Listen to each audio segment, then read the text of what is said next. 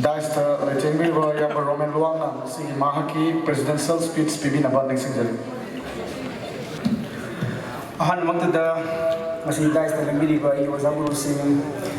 amadi masih koyang bagi foundation dia sidara pi ba ki dam da pi besin ausin sing Roman Luana I mekai degi tamosin no sari hai ngori di jambai adu ai hani ba kaya ko sing ai bu ba ya ba oda ke an thambira me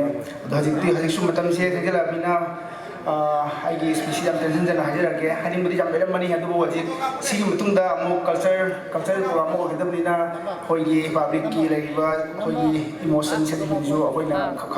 khamum thoi aduna aina hani badi khoi gi oda sing na